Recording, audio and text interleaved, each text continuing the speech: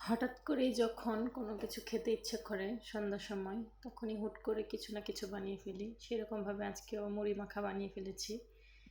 তো প্রত্যেক দিনই সন্ধ্যার সময় কিছু না কিছু খেতে ইচ্ছে করে, কার কার করে জানি না, কিন্তু আমার সন্ধ্যার সময় কিছু একটা খেতে ইচ্ছে করে। তো ফ্রিজ থেকে ছোলা নামিয়ে নিয়েছি, এগুলো আগে থেকে সিদ্ধ করে ফ্রিজে রাখা ছিল। তো সেটাকে আমি এখন ভুনা করে নিচ্ছি, মানে একদম ভাজা ভাজা করে নিব।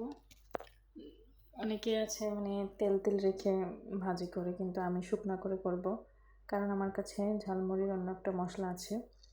সেই জন্য আমি ছোলাটাকে আর ঝোল ঝোল রাখবো না, একদম শুকিয়ে ফেলবো। তো তার জন্য আমি মশলাটা কষিয়ে নিচ্ছি পেঁয়াজ দিয়ে। তো একে একে সব মশলা দিয়ে তারপর আমি ছোলাটাকে ভুনা করে নিব।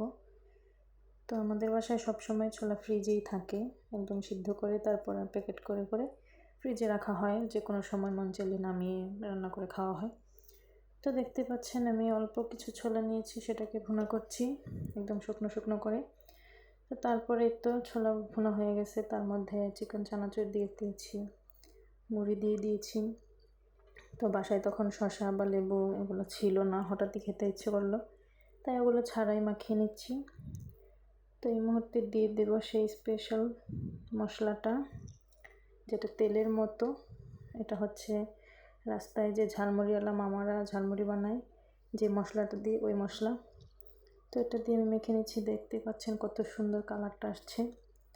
কালারটা দেখলেই খেতে ইচ্ছে করে, একদম সেই ঝালমুড়িওয়ালা মামাদের মতো হয়েছে। এর মধ্যে কাঁচামরিচ তারপর সালাদ দিলে ভালো লাগতো আরও বেশি। তো ছিল না, কি আর করার, এটা দিয়ে চালিয়ে নিয়েছি। তো আমার মতো আপনাদেরও কি সন্ধ্যার সময় মনটা খাই খাই করে? কাদের কাদের করে একটু আমাকে জানাবেন তো, নাকি আমারই একারই শুধু মনটা খাই খাই করে সন্ধ্যার সময়? তো কেমন হয়েছে ভিডিওটা জানাবেন। আজকে ভিডিও এই পর্যন্তই। ধন্যবাদ। সবাই ভালো থাকবেন, সুস্থ থাকবেন, আর কমেন্টে অবশ্যই জানাবেন যে আপনাদেরও কি সন্ধ্যার সময় কিছু খেতে ইচ্ছে করে কিনা।